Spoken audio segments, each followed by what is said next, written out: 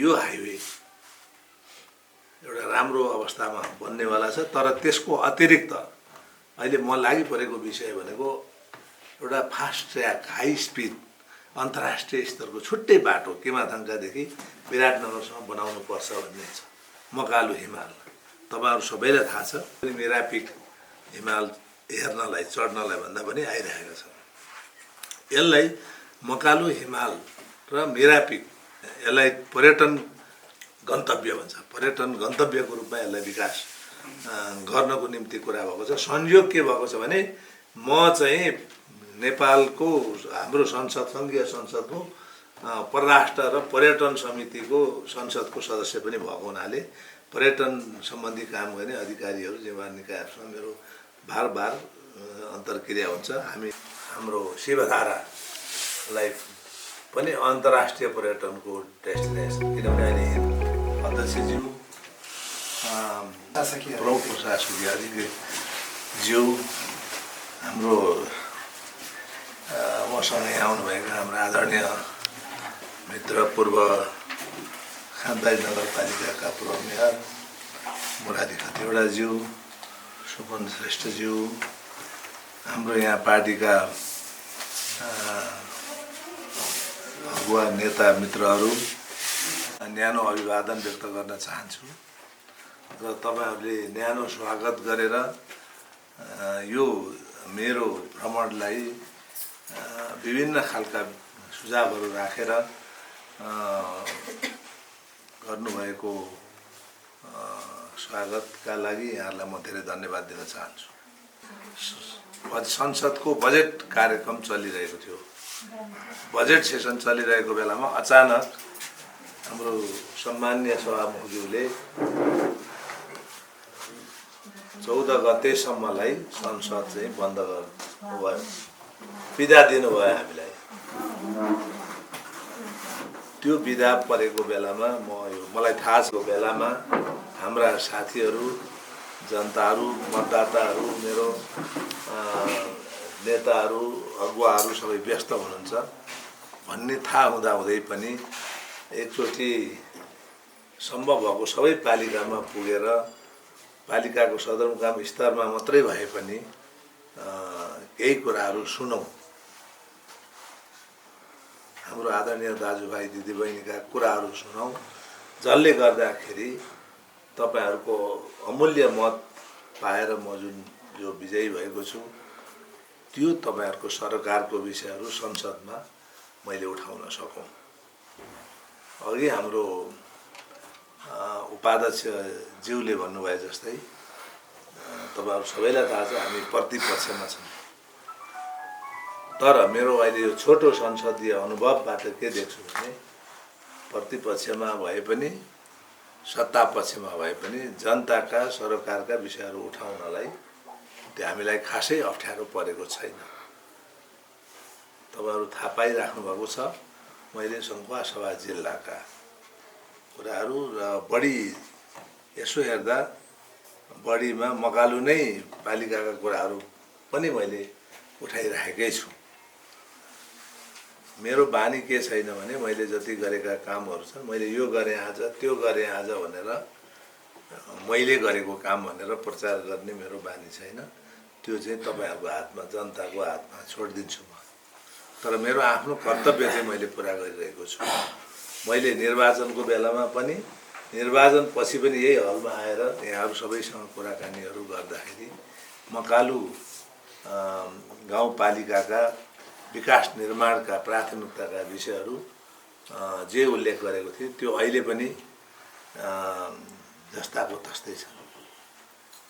मलाई सेदुवाका हाम्रा साथीहरूले यो नुमदेखि अरुण नदी हुँदै हाम्रो यो सेदुवा हुँदै तासी गाउँसम्म अथवा माथि मकालु बेस क्याम्पसँग पुग्ने बाटोको आवश्यकता छ भनेर भन्नुभएको थियो। त्यो बजेटमा परेको छ।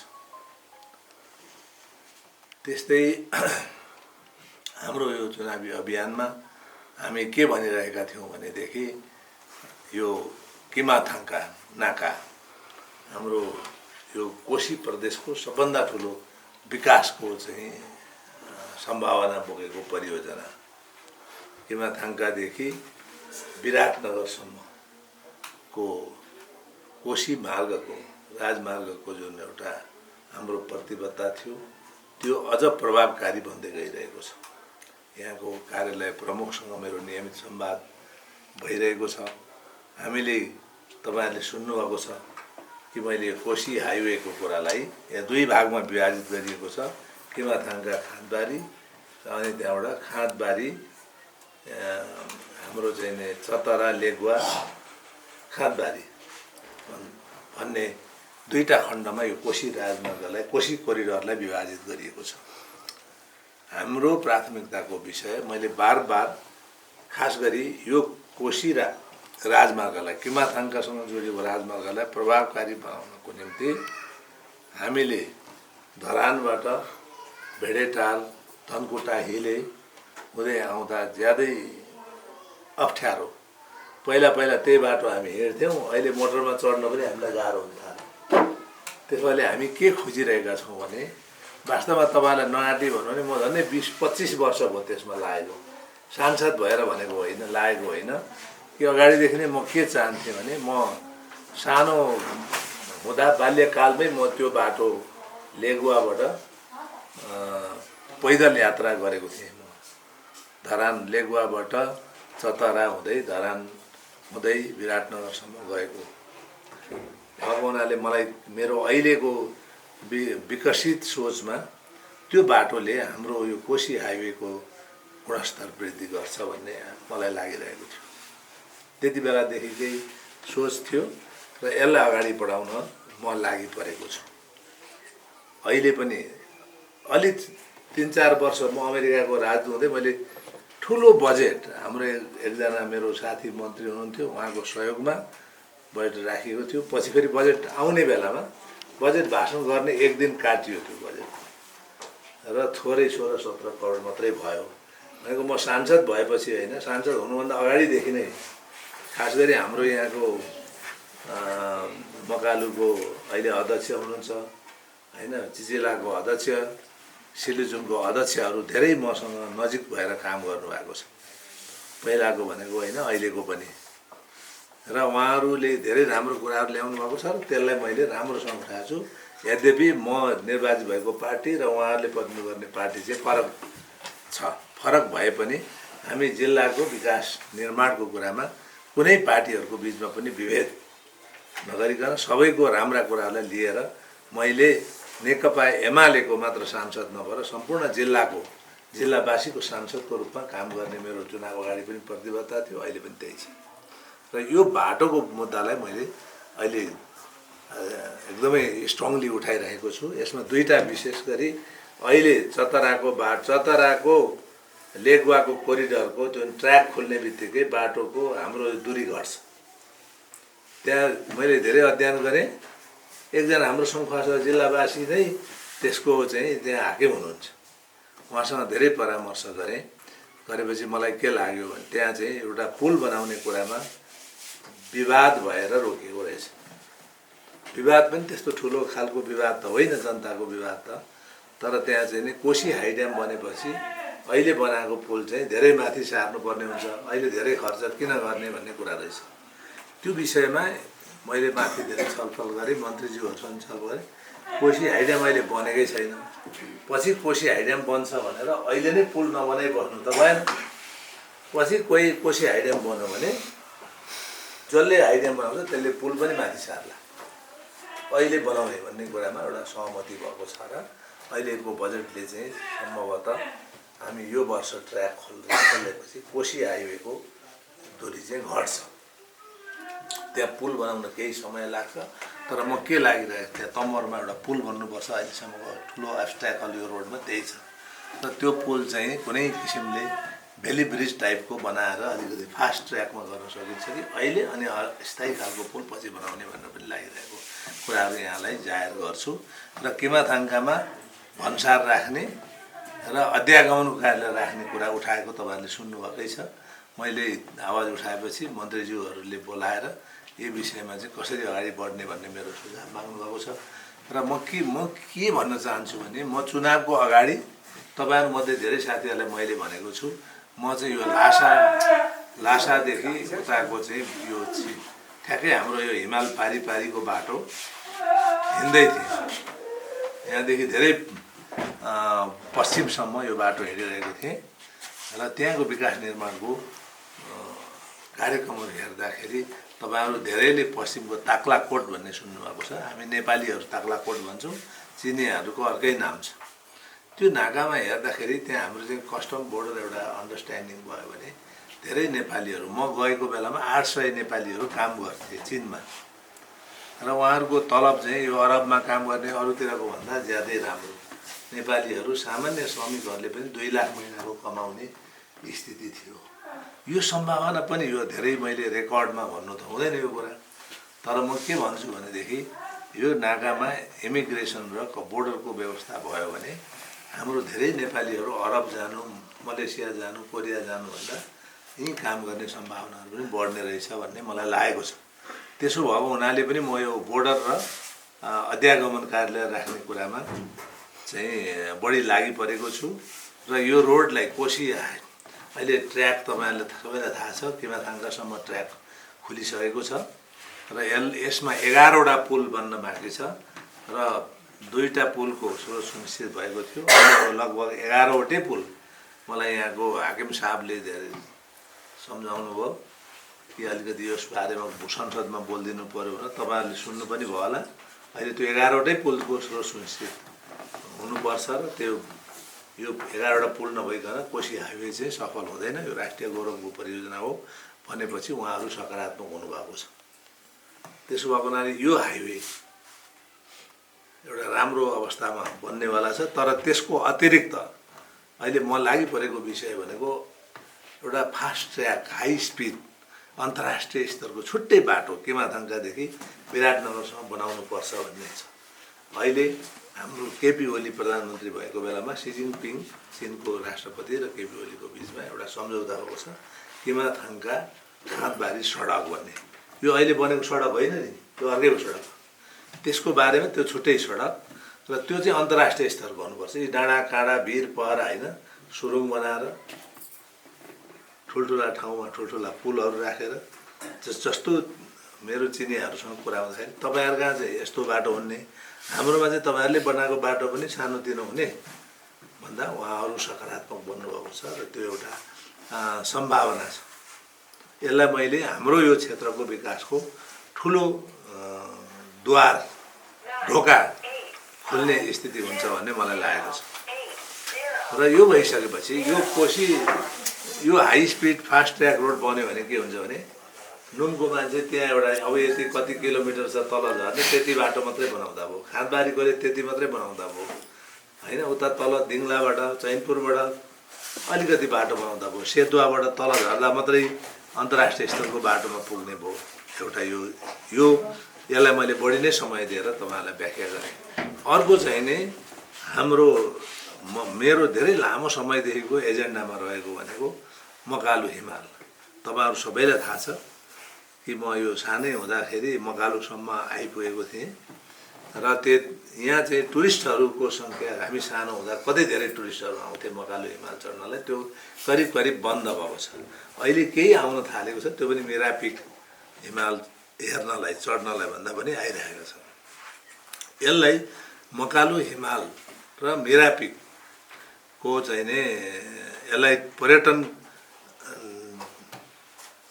गन्तव्य भन्छ, पर्यटन गन्तव्यको रूपमा यसलाई विकास गर्नको निम्ति कुरा भएको छ। संयोग के भएको छ भने म चाहिँ नेपालको हाम्रो संसद सङ्घीय संसदको परराष्ट्र र पर्यटन समितिको संसदको सदस्य पनि भएको हुनाले पर्यटन सम्बन्धी काम गर्ने अधिकारीहरू जिम्मेवार निकायहरूसँग मेरो बार अन्तर्क्रिया हुन्छ। हामी सचिवलाई, डिजीहरूलाई, विभिन्न निकायका सिइओहरूलाई बोलाएर हामीले त्यहाँनिर यसका सम्भावनाको बारेमा छलफल गरिरहेका छौँ। तुमलिङ टार एयरपोर्टलाई सदाबहार बनाउने, यहाँबाट मकालु एभरेस्टको पर्यटन डेस्टिनेसनको रूपमा तुमलिङ टारबाट यसलाई विकास गर्ने, त्यस पछाडि तपाईँको हाम्रो शिवधारालाई पनि अन्तर्राष्ट्रिय पर्यटनको डेस्टिनेसन, किनभने अहिले हिन्दू धर्मावलम्बीहरू संसारभरि छन् र त्यसलाई पनि पर्यटकहरू सजिलै आउन सक्ने, जान सक्ने। अब यी सबै ठाउँ अनि मकालु बरुण कन्जर्भेसन एरियालाई यो निकुञ्ज भन्ने चिज चाहिँ मेरो परिभाषा एकजना हाम्रो म विद्यार्थी हुँदाखेरि अखिलको आन्दोलनमा लाग्नुभएको अन्तर्राष्ट्रिय विभागको सदस्य हुनुभएको एउटा विश्व प्रख्यात व्यक्ति बन्नुभएको छ कृष्णबहादुर घिमिरे भन्ने मान्छे। उहाँले एउटा किताब लेख्नु भएको छ। उहाँ युएनमा अन्तर्राष्ट्रिय अनुसन्धान केन्द्रको प्रमुखसम्म हुनुभएको व्यक्ति हुनुहुन्छ। अहिले त फ्रान्समा बसोबास गर्नुहुन्छ। उतै फ्रान्सको महिलासँग बिहा गरेर उहाँ एउटा संसारको ग्रामीण विकास को प्रख्यात अनुसन्धानकर्ता मानिनुहुन्छ।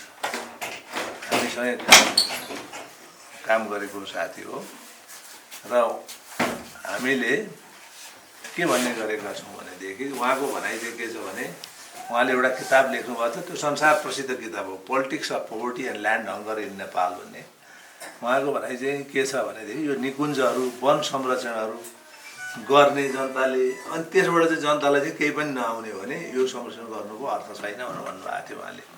लगभग मैले भन्दा 5-7 वर्ष अगाडि, मैले पिएचडी गरेको 27 वर्ष भयो, उहाँले मैले भन्दा 3-4 वर्ष अगाडि गर्नुभएको त्यो लेख्नुभएको छ। र त्यही कुरालाई अहिले मैले पर्यटनको मान्छेहरूसँग र यो राष्ट्रिय निकुञ्जको मान्छेहरूसँग कुरा गरिरहेको छु। मैले प्रधानमन्त्रीजीसँग झन्डै 40-45 मिनट बसेर कुरा गरेँ अहिलेको प्रधानमन्त्रीजीसँग। उहाँले मसँग भएको कुराहरू सबै लेखेर चाहिँ सम्बन्धित मन्त्रालयमा पठाउनु भएको। किनभने कतिपय मन्त्रालयको सचिवहरूले, मन्त्रीहरूले प्रधानमन्त्रीको कार्यालयबाट डाक्टर साहबले उठाउनु भएको यो चाहिँ नि मकालु भनेको के हो, मेरापिक भनेको के हो, यो हाम्रो चाहिँ नि शिवधाराको के कुरा हो भनेर उहाँले खोजी गरेपछि प्रधानमन्त्री कार्यालयबाट यसमा हेर्नु भनेर लेखेर आएको छ। प्रधानमन्त्रीले मकालु हिमाल चढ्ने के एउटा त यसो सानो नक्सा नमिलेको, तर पनि के भने हाम्रो त्यो कुरो चाहिँ त्यसमा आएको छ। त्यो पनि ट्विट गर्नुभएको छ, मसँग बसेर कुरा गरे पछिको कुरा हो। मैले त्यो प्रधानमन्त्री पनि सकारात्मक हुनुभएको छ यसमा। हामीप्रति पछिको मान्छे भए पनि मैले उहाँहरूसँग मसिनो गरेर बसेर कुरा गरेँ। योले चाहिँ यो सङ्घुवा सभाको म सांसद हो, तर सङ्घुवा सभाको लागि मात्र मैले बोलिरहेको छैन। हाम्रो चाहिँ नि शिवधारा, तपाईँको चाहिँ नि मकालु हिमाल, मेरापिकले नेपालको राष्ट्रिय अर्थतन्त्रमा र मकालु बरुण निकुञ्जलाई, निकुञ्जबाट के हुनु पर्यो, जनताले लाभ आउनु पर्यो। के आउँछ यो वन्य जन्तुहरू जब संरक्षण गरे, यसो गरेपछि जनतालाई के फाइदा हो? यसले केही यसबाट रिटर्न आउनु पर्यो। त्यो रिटर्न आउने गुरु योजना बन्नु पर्यो भनेको छु। एउटा कुरा के हुनसक्छ भने यो हाई स्पिड, तपाईँहरूले धेरैले नसोचेको कुराहरू यहाँ मैले जोड्न खोज्दैछु। हाई स्पिड फास्ट होइन, तपाईँको जोगबनीबाट 1.5 घन्टामा यहाँ आइपुग्यो भने, 1.5 घन्टामा चाहिँ शिवधारा पुग्यो भने, त्यहाँ चाहिँ 5वटा 5 स्टार होटल भयो भने तपाईँको यहाँ खुट्टा टेक्ने ठाउँ हुँदैन। भारतका मात्रै टुरिस्टबाट उहाँ यति बेला भद पोल्ने गर्मी छ, ती मान्छेहरू आफ्नो गाडी लिएर यहाँ आयो भने, यहाँका 5 तारे होटलमा बस्यो भने यहाँ रोजगारी सिर्जना त्यसरी नै हुन्छ, यहाँको विकास नै। त्यसले त्यो होटलहरूले कर तिर्छन् र त्यो करबाट चाहिँ के छ भने राष्ट्रिय अर्थतन्त्रलाई सपोर्ट हुन्छ, स्थानीय रोजगार थियो। मैले त के भन्दैछु भने मेरो विकासको योजना राष्ट्रले अँगाल्ने हो भने अहिले अरबमा भएका सम्पूर्ण नेपालीहरूलाई नेपालमा रोजगार सिर्जना गर्ने, त्यो पनि 3-4 वर्षभित्र भन्न मैले भनेको नि छु। सामान्य प्रधानमन्त्रीज्यूसँग पनि राखेको छु र सम्बन्धित मन्त्रीहरूसँग पनि मैले यो कुरा राखेको छु। र त्यसको एउटा उदाहरण के हो भने यही हो। मैले के भनिरहेको छु भने तराईबाट, भारतको बोर्डरबाट आदि नेपालको चिसो हुने ठाउँमा 1 घन्टामा पुग्ने बाटो अन्तर्राष्ट्रिय स्तरको बनाऊ, जहाँ चाहिँ चिसो हुन्छ। ती ठाउँहरूमा 100औं 5 स्टार होटलहरू बनाऊ, जसले गर्दा पैसावाला मान्छे भारतका र चीनका मान्छेहरू आएर त्यहाँ बसुन्, हामीले रोजगारी सिर्जना गर्छौँ। हामीलाई विदेशको वर्ल्ड ब्याङ्कको, एडिबीको, अरू ठुल्ठुला देशको ऋण सहायता पनि चाहिँदैन। यसैले हाम्रो देशको विकास हुन्छ। अहिले खालि 7वटा प्रदेशमा 7वटा यस्ता बाटो बनाऊ भनेर म चाहिँ नि सरकारलाई कन्भिन्स गर्न खोजिरहेको छु। मलाई कतिपय मन्त्रीज्यूहरूले के पनि भन्नुभयो, तपाईँ अर्को दलको भए पनि यो विकासको योजना बनाउने कुरामा तपाईँको धेरै आइडियाहरू राम्रो लाग्यो, हाम्रो टिममा अनौपचारिक रूपमा बसेर काम गरिदिनुहोस् पनि भन्नुभएको छ। मैले हुन्छ पनि भनिदिएको छु। यो ढङ्गले अहिले हामी चाहिँ अगाडि बढाउन खोजिरहेछौँ र त्यसो हेर्दा के भने सबभन्दा धेरै सम्भावना चाहिँ हाम्रो सङ्खुवासभा जिल्ला आत्मनिर्भर हुने ठाउँ पुगेको छ। अर्को तपाईँले उठाउनु भएको कुरा, त्यो जलस्रोतको कुरा मैले भाषण गर्दा संसदमा पनि भन्ने गर्छु, तपाईँले पनि सुन्नुभएको छ होइन। मैले अब त्यो शिवधाराको बारेमा, मकालु, मिरापिकको बारेमा बोलेको त तपाईँले सुन्नुभएकै छ। यसलाई तपाईँको चाहिँ नि पर्यटकीय भाषामा महालङ्गुर हिमाल रेन्ज भन्दो रहेछ। यो महालङ्गुर हिमालमा चाहिँ 3टा ठुला हिमाल, सगरमाथा, यो हाम्रो यहाँबाट सगरमाथा उतापट्टि सोलु भनेको छु, तर यो उताबाट हेर्दा माथिबाट हेर्दाखेरि एकदम नजिक छ। सगरमाथा हिमाल, मकालु हिमाल र लोत्से, अब अहिले मिरापिक पनि जोडिँदाखेरि यो महालङ्गुर हिमालय रेन्जको पर्यटन विकासको निम्ति सङ्खुवासभा चाहिँ प्रवेशद्वार हुनसक्छ। एउटा यो चाहिँ यसलाई चाहिँ यसरी विकास गरेर लैजानुपर्छ भन्ने एउटा कुरा। अर्को जलस्रोतको कुरा तपाईँले उठाउनु भएको छ विभिन्न, यो कुरा मैले उठाएको तपाईँहरूले पनि सुन्नुभएको होला। हाम्रो हाइड्रोको प्रोजेक्टहरूबाट स्थानीय जनताहरूले हाम्रो जलस्रोतमा आएर अरूले चाहिँ पैसावाला साहु महाजनहरूले आएर अरबौँ खरबौँ कमाएर लाने, अनि हाम्रो जो स्थानीय जनताको यो नदी हो, पानी हो, ती मान्छेहरूले चाहिँ त्यो विकासको प्रदूषण मात्रै भोग्ने, त्यसको चाहिँ अघि भनेको जस्तो जग्गा जमिनहरू बिग्रिने, जलवायु के अरे वातावरणहरू बिगार्ने मात्रै काम हुनु भएन। उहाँहरूका सरकारका विषयहरू अहिले खास गरी अहिले मकालुमा भन्दा पनि चिचिला र खाँदबारी नगरपालिकामा यो हाई टेन्सन लाइनहरूको, बिजुलीको प्रसारण लाइनहरूले पारेको असरको बारेमा जनताहरूको धेरै चासो छ। अनि यो ठुल्ठुला हेभी लोडहरू क्यारी गर्ने ट्रकहरूले बाटोहरू बिगारेको कुरामा धेरै चासो छ। यो कुरालाई मैले बारम्बार उठाउने गरेको छु। तपाईँहरूले अघि भन्नुभएको छ कि तपाईँको टनेलका चाहिँ सामग्रीहरू बाहिर ल्याएर चाहिँ डम्पिङ गर्दाखेरि जमिनको धरातलहरू बिग्रिने, हाम्रो चाहिँ भूक्षयीकरणहरू हुने कुराहरूको कुरा पनि हामीले बार उठाउने गरेको छौँ। यसमा स्थानीय जनताले पनि एकदम चलाख भएर राष्ट्रिय, अन्तर्राष्ट्रिय, स्वदेशी, विदेशी जोसुकै आउन् जलस्रोतको विकास गर्न, तर उनीहरूले स्थानीय जनताको सरकारलाई सम्बोधन गर्नुपर्छ। त्यो जलस्रोतको सही मालिक स्थानीय जनता हो भन्ने कुरामा मेरो स्पष्ट दृष्टिकोण रहेको छ। र तर तपाईँहरूले पनि तल बस्दाखेरि यी ठुला बडा पढे लेखेका मान्छे आएका छन्, यिनीहरूले गरेको राम्रै होला, हामीले अलिअलि अन्याय सहँदै राम्रो होला भनेर चाहिँ सहने काम नगर्नु होला। त त्यस्ता कुराहरू तपाईँहरूले पनि आफ्नो ठाउँबाट उठाउनुहोस्, मलाई पनि जानकारी गराउनुहोस्।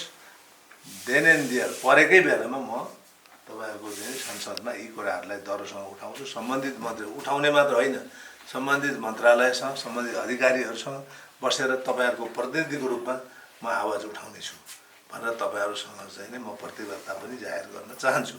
तर म के भन्न चाहन्छु भने मलाई प्रशिक्षित गर्ने, मलाई यहाँको सरकारको बारेमा आवाज उठाउने बनाउने काम तपाईँहरूको हो। तपाईँहरूले भन्नु भएन भने तपाईँहरूले यो भेडा पहिरो कि पहिरो हो, त्यो चट्याङ होइन, पहिरो,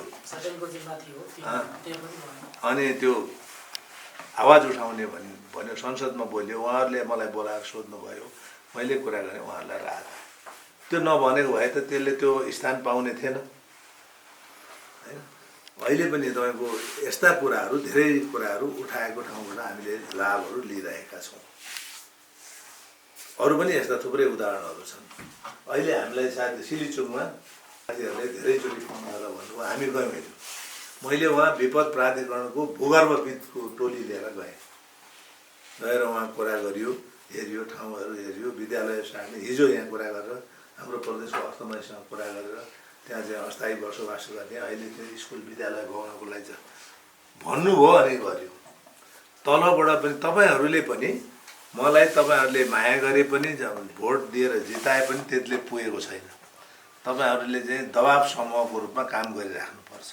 यो त नभई भएन मान्ने, यो त तपाईँले गर्नु पऱ्यो, यहाँ यस्तो समस्या छ भनेर। किनभने तपाईँहरूले त्यसको मैले भेडाको कुरा उहाँ संसदमा उठाउँदा धेरै मान्छेहरूले यो भेडाको कुरा के उठाएको होला भनेको थियो, तर केही मान्छेलाई पनि राहत त भयो नि त होइन नभएदेखि यस्तो भेडा कति मरेको थियो मलाई त्यो के हुन्थ्यो कहिले पनि यो चासोको विषय हुँदैन थियो राहत हुँदैन थियो। त्यसो भएको हुनाले तपाईँको के हुन्छ भने यस्तो कुरामा तपाईँहरूले चाहिँ मलाई मार्ग निर्देश गर्ने भूमिकाबाट चाहिँ तपाईँहरू पछाडि हट्नु हुँदैन र त्यस्तो कुरालाई म एकदम सकारात्मक रूपमा लिनेछु। तपाईँहरूले जतिसुकै बेला मलाई फोन गर्न सक्नुहुन्छ। मेरो एउटा बानी के छ भने मिटिङहरूमा बैठकहरूमा भएको बेला फोन सामान्यतया मैले उठाउँदिनँ, तर मलाई कल गर्ने मान्छे चिनेको पनि नचिनेको पनि। पहिला चिनेको मात्रै मैले कल ब्याक गर्ने गर्थेँ। अब अहिले सांसद भएपछि नचिनेको फोन पनि 2 दिन पछाडि भए पनि 3 दिन पछाडि भए पनि मैले कल ब्याक गर्ने मेरो बानी छ। मैले जसुकैको फोन म कल गर्छु। धेरै फाइदा लिने मैले अघि भने नि मसँग सबभन्दा नजिक भएर यहाँ एमालेको मेयरहरू पनि हुनुहुन्छ है, तर सबभन्दा बढी मसँग बार सम्पर्कमा रहने भनेको मेरोभन्दा फरक पार्टीबाट मेयर हुनुभएको साथीहरू नै हुनुहुन्छ। मैले नामै भने अघि हाम्रो तपाईँको मकालुको मेयर, तपाईँको सिरिचुङको मेयर, चिचिलाको मेयर अध्यक्ष भन्नुहुन्छ तपाईँहरू। अध्यक्षहरूले राम्रो सम्पर्कमा बसेर अनि हामीले मिलेर काम पनि गरेका छौँ। उपमेयरले चाहिँ गर्नुभएको छैन है। अब उपमेयरको पनि आउँछ होला है। त्यसपछि के हुन्छ भने त्यसले चाहिँ किनभने हामी 50औं कुरासँग डिल गरिरहेका हुन्छौँ अनि त्यो कुरा चाहिँ अब सानोतिनो कुराहरू कहिले यहाँ बाढी पहिरो यस्ता समस्याहरू परेको कुराहरू हाम्रो नोटिसमा नरहन सक्छ, तर त्यही कुरा यहाँको एउटा कुरा सानो कुरा चाहिँ ठुलो हुनसक्छ। कहिले एउटा ऊ त्यहाँ आमराङ होइन, आमराङ स्कुलमा त्यहाँ सामान्य मैले एउटा फोन गर्दा त्यहाँ यसो केही काम हुन्छ कि भनेर हाम्रो साथीहरूले चाहिँ मलाई त्यो चुनावकै बेलातिर अझ चुनाव अगाडि नै एकदम धेरै दबाब दिनुभएको थियो कि त्यो चुनाव अगाडि नै यो नगराइ भएन भन्ने थियो। त्यहाँ काम गर्नुहुन्छ छुइतिएन काई भन्ने उहाँको नाम हो। उहाँ चिनमा त्यो अमेरिकाको राजु होइन, उहाँ चिनको एउटा ठुलो सेलिब्रेटी जस्तो चिनभरिका मान्छे चिन्ने व्यक्ति हुनुहुन्छ उहाँ। त्यसो भएको हुनाले मेरा व्यक्तिगत सम्बन्धहरूले पनि कहिलेकाहीँ हाम्रो आर्थिक सामाजिक कामहरूमा चाहिँ सघाउ पुर्याउन सक्छ भन्ने मलाई लाग्छ।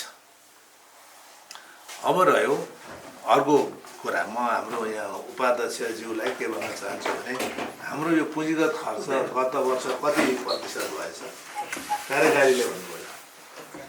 70% पक्का हो कि 66देखि 70। अब म बिचमा आमा बिमार भएर म रहँदा हो बाजु पनि है। मैले मलाई 1 महिनाभित्र मिटिङ गर्दैछौँ सबै 10 पालिकाको यहाँ प्रमुख उपप्रमुख र कार्यकारी साथीहरूलाई बोलाएर। मेरो सबभन्दा ठुलो चिन्ता के छ भने पैसा खर्च गर्न नगरिदिने। मैले हिजो पनि सबै लाइन एजेन्सीको प्रमुखहरूलाई राखेर मिटिङ गरेको छु हिजो सबै अफिस सरकारी अफिसको। मैले उहाँहरूलाई थर्काएर होइन बिन्ती गरेर रिक्वेस्ट गरेर के भनेको छु भने पैसा खर्च गरिदिनुहोस् है। यो पैसा धेरै मेहनत गरेर ल्याइएको छ जिल्लामा। अब जिल्ला भन्ने बेलामा हामी अब तपाईँहरू कहिले मेयर उपमेयर पनि लबिङ गर्नुहुन्छ, हामी सबै जान्छौँ दौडधुप गर्छौँ। ल यति पैसा पारियो ल्याइयो, यो सडक ल्याइयो, यो पुल ल्याइयो भने भन्दैन। अब बजेटै पारेर मात्रै त हुने रहन्छ नि। यो तपाईँहरूलाई सुनाएको है, बजेट चाहिँ पर्यो, पुल बनाउने नि भनियो, सेदुवा उहाँ माथि तासी गाउँ जाने पनि भनियो, यो पनि भनियो, जम्मै थियो तर काम नहुने भएन नि त। एकातिर उहाँको जस्तो समस्या छ त्यसको बारेमा छुट्टै कुरा गरौँला। तर अहिले के छ भने हाम्रो देशको उहाँले 70% भन्नुभयो, त्यो हो भने चाहिँ उहाँहरूलाई चाहिँ मसँग मेडल हो भने मेडलै दिन्छु है सुन्नु न मेडलै दिनुपर्छ। किनभने त्यो एकदमै राम्रो कुरा हो। हिजो पनि हाम्रो सरकारी अड्डाको हाम्रो यो के अरे कोशी कोरिडोरको चाहिँ हाकिमले 99% खर्च गरेको छु भन्नुभयो। एकदमै राम्रो कुरा, त्यो छैन भनेको होइन, मैले छैन भनेको होइन, त्यो राम्रो कुरा हो भन्न खोजेको। त्यो लेभलमा 70% भइदियो भने त धेरै राम्रो भयो। यदि त्यो होस् नै भन्ने मेरो सोचाइ छ, त्यो राम्रै कुरा हो। तर अब अहिले देशभरि कति भन्दा 46% भएन। हाम्रो देशमा विकासको लागि छुटेको पुँजीगत खर्च भन्छ त्यसलाई तपाईँहरू सरल सामान्य मान्छेले बुझ्ने भाषामा विकास निर्माणको पैसा हो होइन 46% मात्रै खर्च भएको छ। यसमा चाहिँ म जनताले यो मेयरको मेयर मात्रै होइन कि जनताले पनि दबाब समूहको रूपमा काम गर्नु पर्यो। मैले यसपालि मैले भने तपाईँलाई त्यहाँ चाहिँ 3टा पुल सतीघाट हाम्रो हेलुवा बेसी 26 अनि सङ्खुवा खोला तम्बे र बिर्सुवा पनि गर्नुभयो। तम्बे र बिर्सुवाको डिपिआर नगरेको हुनाले त्यो पुलमा बजेट जान्छ। तर अब डिपिआर गर्ने पालिकाले डिपिआरै गराउन सक्दैन ठुल्ठुलो प्रोजेक्ट, किनभने त्यो नै एक्सपेन्सिभ छ। त्यसो भएको हुनाले के गर्नु पऱ्यो भने कहिलेकाहीँ उहाँहरू सानोतिर त गर्नुहुन्छ तपाईँहरूले होइन, ठुल्ठुलो प्रोजेक्टको डिपिआर गर्न थाल्यो भने त अब तपाईँहरूले त बजेट हुँदैन, समस्या हुन्छ। र त्यो दुईटाको डिपिआर गर्ने पैसा राख्यो, डिपिआर छैन भने डिपिआरमा राख, त्यसो भनेर पनि राखेको छ। मेरो लागि खुसीको र अचम्मको कुरा अस्ति भर्खर बजेट सुरु भएको 1 गतेदेखि आज कति गते भयो? 9 गते भयो। 9 दिनमा यो आर्थिक वर्ष भएको 9 दिन भयो सर, 10 दिन। 10 दिनमा 2-4 ठेक्का खुल्यो। हेलुवा बेसीको अरुणको पुल र सतीघाटै होला, 2टा पुलको चाहिँ कार्तिकमा पुलै छ, ठेक्कै आयो। अनि मैले उहाँलाई के भन्छ गर्नुहोस्, कति बेला तात्ने त भन्दाखेरि अनि त्यो बजेट सकिने बेलामा तात्दाखेरि त सरकारको खरिद प्रक्रिया नै जटिल छ। त्यो प्रक्रिया पुर्याइकन सरकारी पैसा मैले भने पनि उहाँहरूले गर्नै सक्नुहुन्छ त, कसैले भने गर्नु न, किन उहाँहरू जेल जानुपर्छ भनेर हामीले जसुकै दबाब दिउँ न। तर हाकिमहरूको एउटा कमजोरी के छ भनेदेखि समय हुँदा चाहिँ ठिकै ढङ्गले बस्ने, अनि समय ढल्केपछि चाहिँ अनि गर्ने, अनि त्यति बेला काम पनि गुणस्तरको हुँदैन, पैसा पनि खर्च गर्न सकिँदैन, प्रक्रिया पनि पुर्याउन नसकेर कहिलेकाहीँ जेल जाने पनि हुन्छ फेरि। अनि यसमा हिजो एउटा कुरा के पनि पत्ता लागेको छ, यहाँको सबै हाकिमहरूसँग बसेर मैले कुरा गर्दा भने कहिलेकाहीँ चाहिँ हाम्रो माथिबाट पैसा पनि 5 दिन अगाडि पठाइदिएछ। तपाईँहरूलाई त्यस्तो होला, 4 दिन अगाडि पैसा आएको छ। अब के हुन्छ त भन्दा त्यो 4 दिन अगाडि गरेको पैसाले गुणस्तर पनि मेन्टेन हुँदैन, प्रक्रिया पुर्याउन पनि सक्दैन, त्यो धेरै पैसा चाहिँ बिग्रिन्छ। त्यसो भएको हुनाले जनताले पनि तपाईँहरूले थाहा पाउनु भएको छ यहाँ प्रोजेक्ट परेको छ भने त्यो के भयो भनेर दबाब समूहको रूपमा काम गर्नु पर्यो। पैसा लडाइँ गरेर मान्छेको मलाई के भन्छ थाहा छ,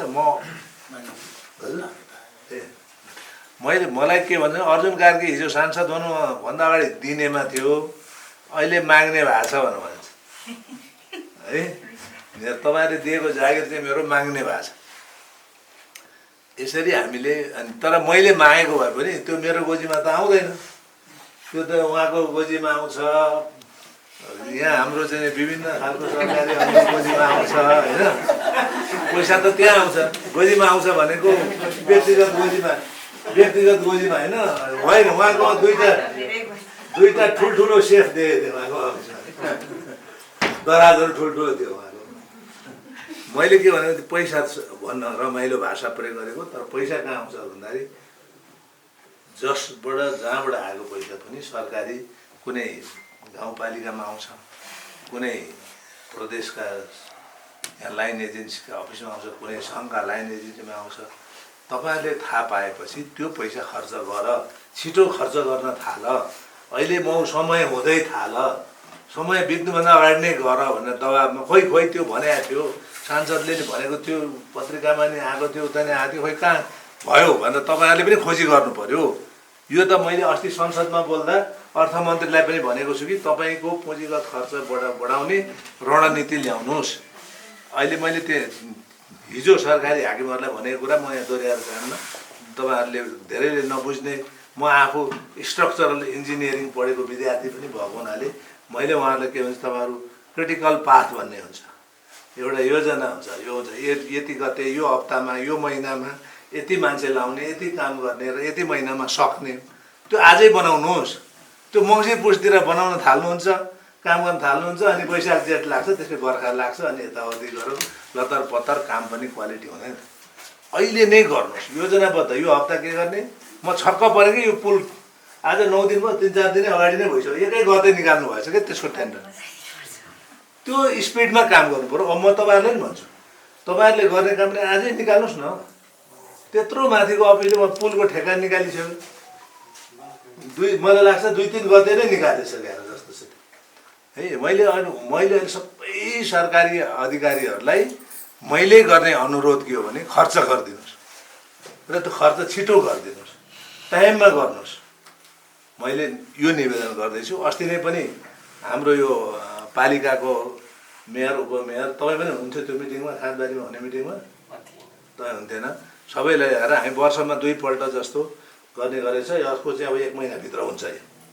उहाँहरूलाई मैले अरू कुरा त के भने उहाँहरू सबैले जान्नुभएको कुरा छ। मैले गर्ने बिन्ती भनेको के हो भने पैसा खर्च गरिदिनुहोस्। अब उहाँले 70% भन्दा खर्च गरेँ भन्नुभयो। 70% खर्च भएकै भए पनि 30% त भएन नि त। 30% पैसा त फिर्ता गयो नि त। त्यो फेरि खर्च नगरेको राखेर अहिले गर्छु भन्दा पनि पाइँदैन। कतिपय पाइन्छ, नपाइने पैसा हुन्छ। यत्रो अनिकालको पैसा 30%, यो 70 भनेको त कति राम्रो उहाँहरूले भन्नुभयो 70, त्यो त धेरै राम्रो। नेपालमा हातमा गन्नेहरू मध्ये होला तपाईँहरूले 70 भन्नुभयो। अरू 30% माथि कस्तो छ भने हजुर बोल्दा हाम्रो स्थानीय स्रोतको योजनाहरू छ, त्यो स्रोतमा पुगेर चलेको छैन, अरू पैसा फिर्ता भएको छैन। अब मैले भन्दैछु त्यो जस्तो के छ भने कतिपय 60 करोडको बजेट हो भने त्यसको 30%, 60 करोडको 30% कति हुन्छ? 18 करोड हुन्छ। 18 करोड रुपियाँ खर्च भएन यही पालिकामा मात्रै। तर त्यो त धेरै गरेको हो, त्यो धेरै भएको है। अरू पालिकामा गएर सोध्नु भने मैले सोधेको थिएँ धर्मदेवीको मेयरले मलाई 50% हाराहारी भन्नुभएको थियो। 39 कि 48% भनेको थियो माथिको मेयरले। म सबै ठाउँ जाँदा सोध्ने गरेको छु। यो 70% त यो त धेरै राम्रो काम गरे। फेरि 18 करोड फिर्ता पठाएछ भने गाली नगर्नु होला। त्यो नेसनल उसमा हेर्दाखेरि धेरै राम्रो हो, धेरै राम्रो हो। तर यसमा पनि सुधार गर्न सकिन्छ। तर मलाई कोशी कोरिडोरको इन्जिनियरले 99% खर्च गरेँ भन्नुभयो। हेर्नुहोस् सत्य हो कि होइन थाहा छैन। त हिजो बैठकमा सबै कार्यालय प्रमुखको बैठकमा भन्नुभएको छ। त्यसैले मैले के भन्छु भने तपाईँहरूले सबैले मलाई सोध्नुपर्ने, जान्नुपर्ने, बुझ्ने कुराहरूलाई अहिलेको फोनको सहायताबाट मसँग सम्पर्क राख्नुहोला, सुझावहरू दिनुहोला, प्रश्न पनि गर्नुहोला र सहयोग गर्नुहोला। त्यसो गरेर सहयोग गर्नुहोला भन्ने अनुरोध गरेर मेरो भनाइ यहीँ टुङ्ग्याउँछु। हामी सबै मिलेर हाम्रो जिल्लाको विकास गर्न सक्छौँ र हाम्रो जिल्ला चाहिँ नेपालको सबभन्दा धनी जिल्ला। मैले जल स्रोतको राजधानी भन्ने गरेको छु, पर्यटनको ठुलो गन्तव्य भनेको छु। तर त्यो अनुसार हामीले विकास गर्न सकेको छैनौँ। हाम्रो माथिको राजनीतिक स्थिति तपाईँहरूलाई थाहा छ। धेरै युवाहरू आउनुभएको छ सत्तारूढ पार्टीबाट, उहाँहरू पनि केही गरौँ भन्ने हुटुटी छ। कसरी गरौँ भन्ने चाहिँ थाहा नपाएको जस्तो देखिन्छ। अब यो कसरी गर्ने कुरा चाहिँ एकदमै इम्पोर्टेन्ट छ। हामी कसरी गर्नुपर्छ भन्ने थाहा पाएका मान्छे चाहिँ प्रतिपक्षमा छौँ। अहिले यस्तो खालको अवस्था छ। यति भनेर यहाँहरूबाट बिदा हुन्छु। तपाईँहरूको समयको लागि धेरै धन्यवाद। म हाम्रो पालिकाको उपाध्यक्षज्यू, हाम्रो राष्ट्र सेवक कर्मचारीहरू, अध्यक्षज्यूहरू, पार्टीको नेताहरू, यहाँहरू सबैलाई धेरै धन्यवाद भनेर बिदा हुन्छु।